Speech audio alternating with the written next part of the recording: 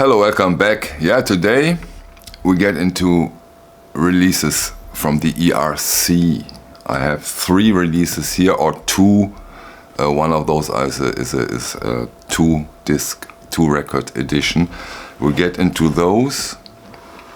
We get into how heavily the ERC might be affected from those Discogs scams, and talk a bit about this. But before we do this, let's get into those 2 releases we cover today. We are covering here Monk's music, and we are covering a classical release. We are covering the Brandenburg Concertos from Bach, conducted by Otto Klemperer. So let's start with the Monk's music. This recording originally came out in 1957, and what we have here from the Electric Recording Company is the mono release. It comes with the usual stuff, the certificate, the OB, and of course the record. Here you can see the record on this wonderful Riverside label. Yeah, and let's start with the record, with the vinyl itself. For this release, I got a wonderful, flat, totally silent sounding copy. Sometimes you really have to give them a good cleaning because they are not as clean as one wishes them to be. But in this case, this was perfect. Really perfect. So here you have it how it should be. The jacket, once more, wonderfully handmade jacket, wonderfully printed. This is once more an absolute wonderful highlight of a handcrafted vinyl jacket. Gorgeous, really gorgeous, sturdy. When you touch those, this is really special. Trust me on that part. Yeah, Monk's music, Thelonious Monk septet. We have, of course, Thelonious Monk on the piano. We have Ray Copeland on the trumpet. We have Gigi Grice on the alto sax. We have Coleman Hawkins on the tenor sax. John Coltrane also on the tenor sax. Wilbur Ware on bass. And Art Blakey on drums. As I have the stereo release from Vinyl Me Please, I was able to compare those a bit and figure out the big differences between the mono and the stereo. Unluckily, I have not my mono equipment yet. As I do this, I play in my stereo cartridge. Then we do the equipment repositioning, because you have to do that with the new turntable, the another adjustments, and then I start the mono experience, and then I will get back into this, of course, and talk about other mono recordings and talk about the difference between playing them with the stereo equipment and with the mono equipment.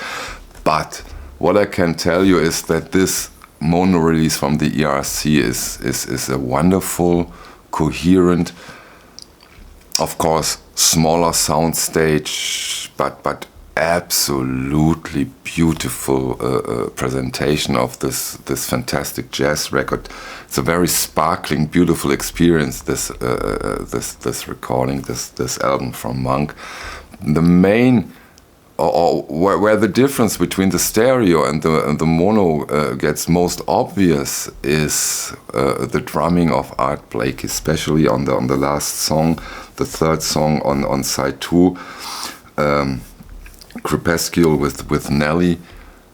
Blakey's drumming has an unbelievable presence, when it comes to my taste, way better than on the stereo. So the mono is quite a beautiful alternative to the stereo release. and I'm really, really fond of. And again, of course, the way they do their mastering, just letting it run through their all-valve system. Yeah, this is quite special. So this is a total winner. This Monk's music, wonderful to have it. Maybe also worth mentioning, they slightly put up the numbers, at least for this one. We have 345 editions in this case, and not the 300 that we are used to when it comes to their jazz releases. Now let's get into this release on 2 discs. We are talking about the Bach Brandenbrurg Concertos, Johann Sebastian Bach, Otto Klemperer conducting the Philharmonia Orchestra. Wow, I mean, just wow, really. Again, same quality of the jackets, so we don't have to dig into these. But you know, now with the classical stuff and the jazz release now we are at the core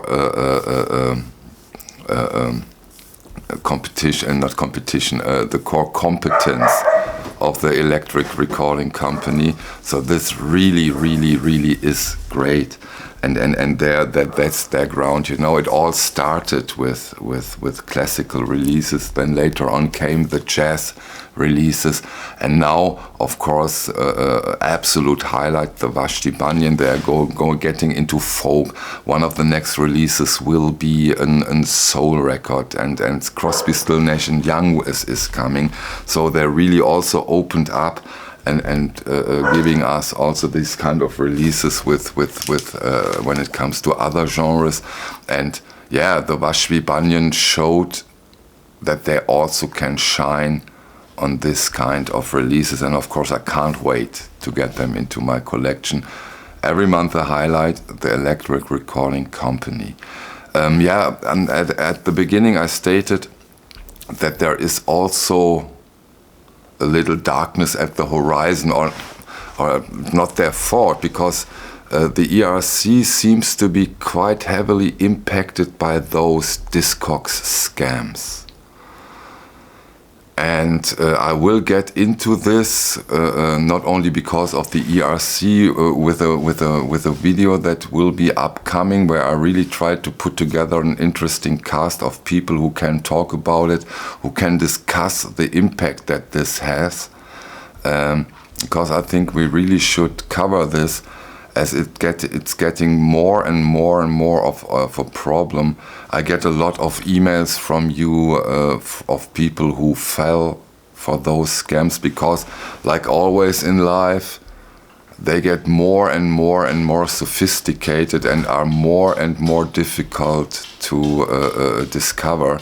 So, and also the ERC is affected by them. And yeah, let's get into this. Maybe also put in the comment section down below your experience with those scams, where you have made yourself faults. Although, hey, what if you fell for a scam? I always find it difficult when you say it was my fault.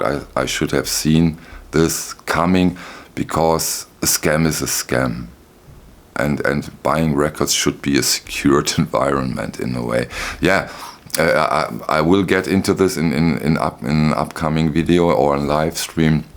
So that's it for today. Thank you for your time. See you on the next one. Bye.